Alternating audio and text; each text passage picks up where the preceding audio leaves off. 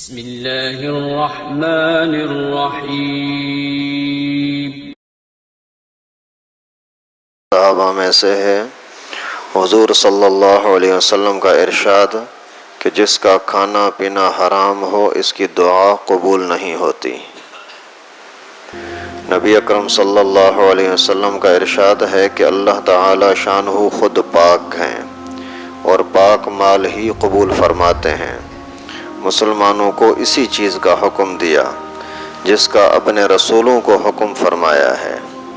چنانچہ کلام پاک میں ارشاد ہے یا ایھا الرسل کلوا من الطیبات واعملوا صالحا انی بما تعملون علیم۔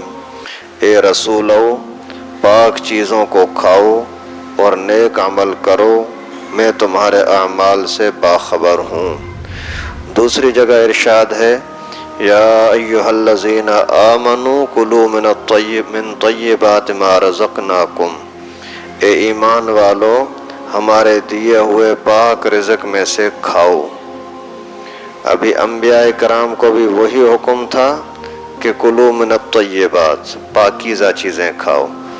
یہاں کلوا من طیبات، یا ایھا الذین آمنوا کلوا من طیبات، من اے ایمان والو پاکیزہ چیزیں کھاؤ، یعنی جو پاکیزہ چیزیں انبیاء کرام کو کھانے کی اجازت ہے اور حکم ہے، وہی حکم مسلمانوں کے لیے ہے۔ یہ نہ کہ جیسے آج کل لوگ جان چھڑانے کے لیے بولتے ہیں نا، اگر ان کو بولو بھائی نماز صحیح پڑھو، نبی پاک صلی اللہ علیہ وسلم اس طرح پڑھتے تھے، تو فوری بڑی ڈھٹائی کے ساتھ بولتے ہم کوئی نبی تھوڑی ہیں۔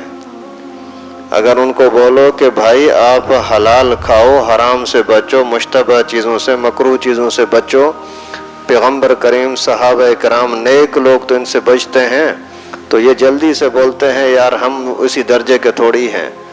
یہاں اس آیت کریمہ میں واضح طور پر حکم آیا کہ جو انبیاء کرام کے لیے حکم ہے وہی حکم مسلمانوں کے لیے ہے۔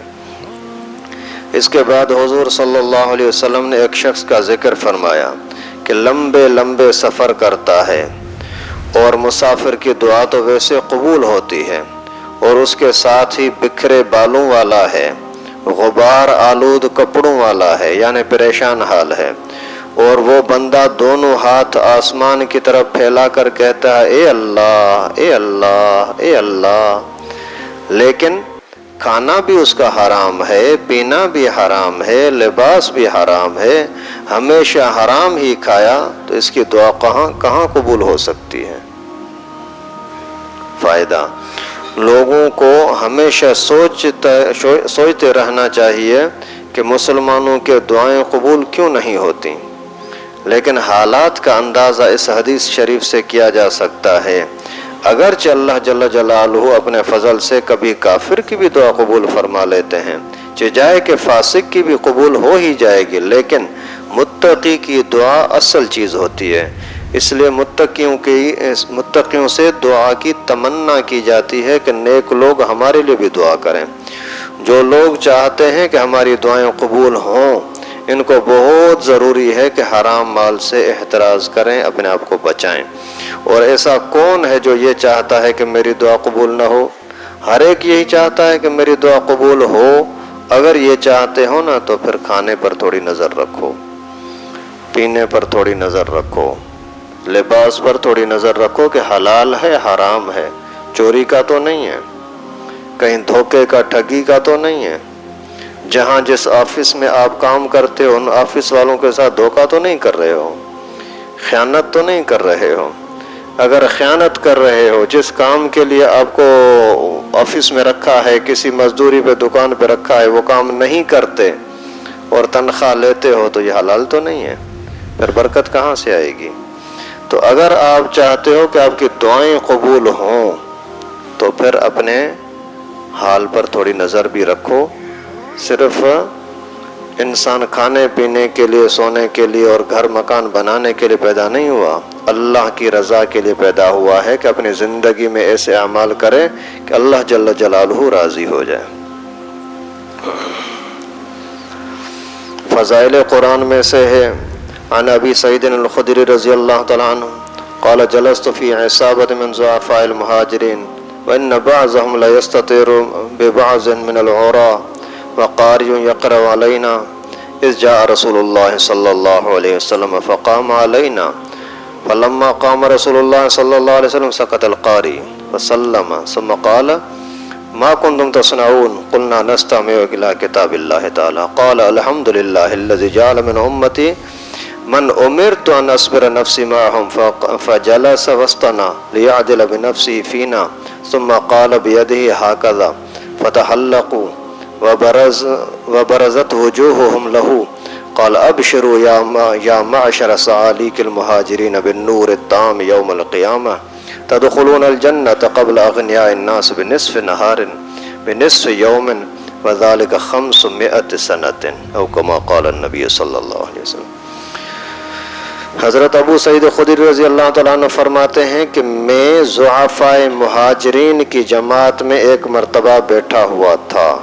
مہاجر صحابہ جو کمزور ترین لوگ تھے، میں ان کے پاس بیٹھا ہوا تھا حضرت ابو سعید۔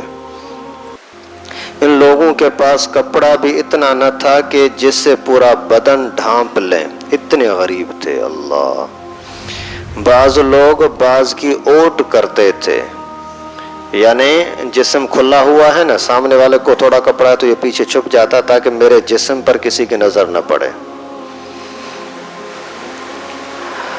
اور ایک شخص قرآن پاک پڑھ رہا تھا کہ اتنے میں رسول اللہ صلی اللہ علیہ وسلم تشریف فرما ہوئے، کپڑے نہیں ہیں، اس کے باوجود مجلس میں بیٹھ کر کے قرآن پاک سن رہے ہیں۔ ایک بندہ پڑھ رہا ہے، دوسرے لوگ اس کا قرآن پاک سن رہے ہیں۔ اتنے میں رسول اللہ صلی اللہ علیہ وسلم وہاں آ گئے اور بالکل ہمارے قریب پیغمبر کریم کھڑے ہو گئے۔ حضور صلی اللہ علیہ وسلم کے آنے پر استاد چپ ہو گیا، جو قرآن پڑھ رہا تھا خاموش ہو گیا۔ تو رسول اللہ صلی اللہ علیہ وسلم نے سلام کیا اور پھر فرمایا کہ تم لوگ کیا کر رہے تھے؟ ہم نے عرض کیا کہ اللہ کا کلام سن رہے تھے، قرآن پاک یہ ساتھی پڑھ رہا تھا، ہم بھی وہی سننے میں لگے ہوئے تھے۔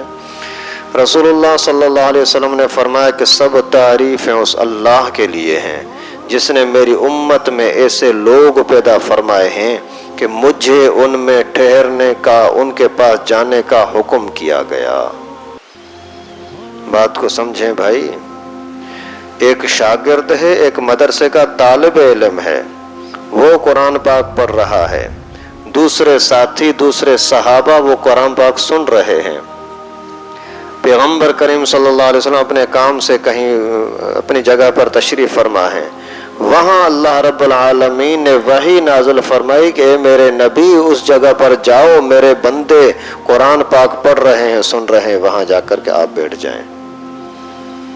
ابھی اس سے زیادہ قرآن والوں کی اور عظمت کیا ہو سکتی ہے؟ اس کے علاوہ اور کوئی کام نہیں کر رہے تھے، صرف قرآن پاک ایک پڑھ رہا ہے، دوسرے سن رہے ہیں۔ ان کے لیے پیغمبر کریم کو حکم ہے کہ وہاں جا کر کے بیٹھو اور ان کے پاس رہو۔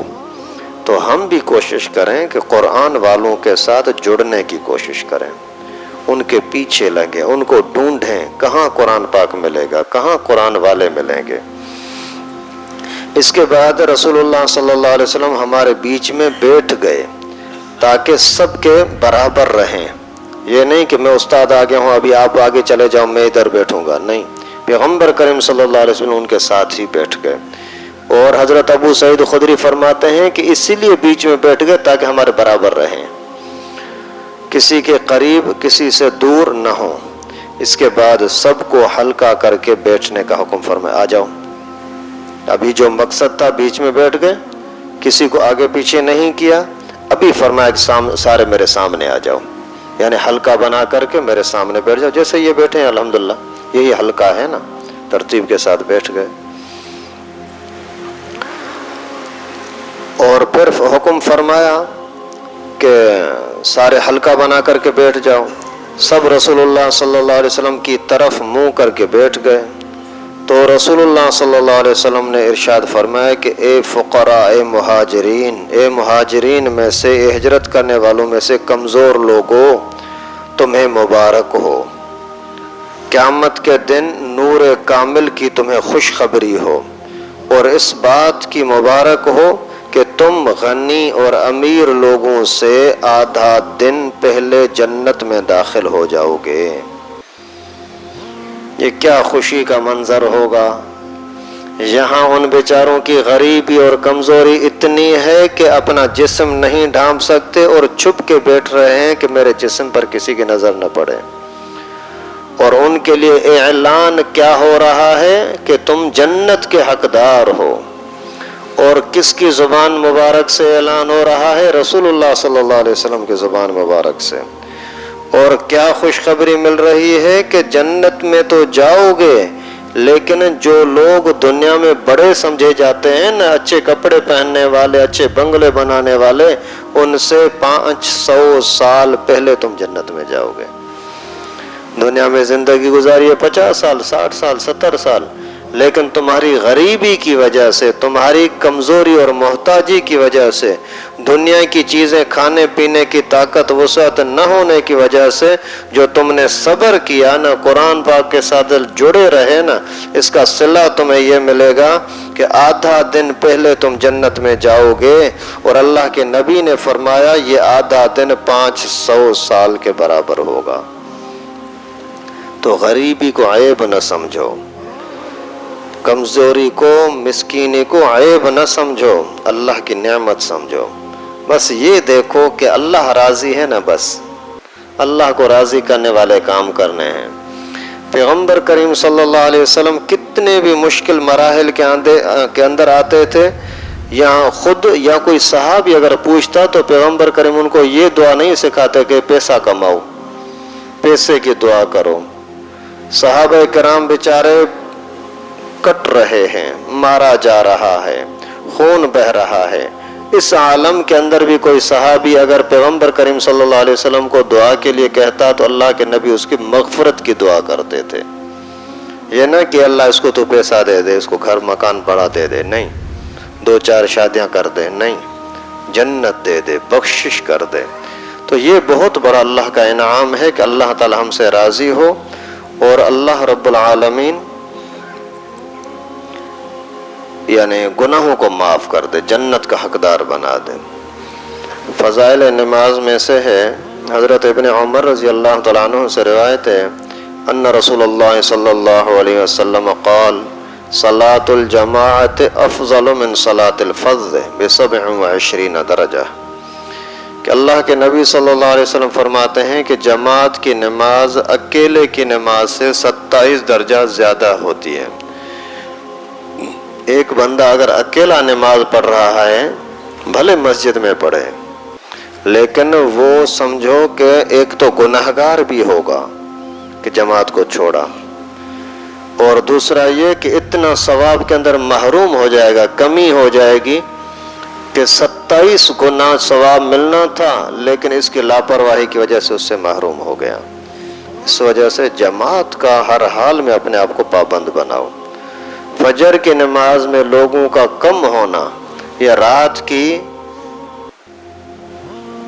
دیر سے سونے کی وجہ سے ہے، موبائل چلانے کی وجہ سے ہے، یاری باشی نبھانے کی وجہ سے ہے۔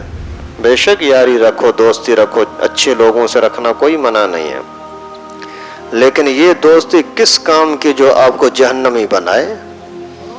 یہ ہوٹل پر بیٹھنا، یہ چائے کے لیے بیٹھنا، یہ دعوتوں میں جانا کس کام کا ہے جو تمہیں جہنمی بنائے، اللہ کے ناراضگی کا سبب بنے؟ اس وجہ سے اتنا دیر سے سونا کہ فجر کی نماز چلی جائے، یہ بہت بڑی محرومی کی بات ہے، اور نماز قضا کرنا کبیرہ گناہ ہے۔ اور عادت بنانا کہ بھلے قضا نہ بھی ہو لیکن گھر میں ہی دیر سے اٹھا پڑھ لیا، کبھی کبھار اتفاق ہو گیا تو بھی اس ثواب سے تو محروم ہوگا، لیکن گناہگار نہیں ہوگا کیونکہ اس کی عادت نہیں ہے۔ لیکن اگر عادت بنا دی ہے دیر سے پڑھنے کی یا اپنے جماعت سے پڑھنے، بغیر جماعت کے پڑھنے کی، تو اس کا پھر گناہگار بھی ہوگا۔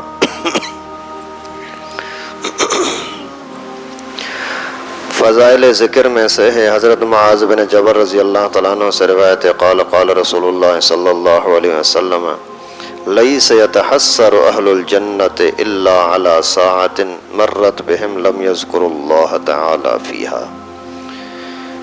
کہ اللہ کے نبی صلی اللہ علیہ وسلم نے فرمایا کہ جنت میں جانے کے بعد جنتی لوگوں کو دنیا کی کسی چیز کا بھی قلق اور افسوس نہیں ہوگا سوائے اس گھڑی کے جو دنیا میں اللہ کے ذکر کے بغیر گزر گئی ہو. اللہ اکبر.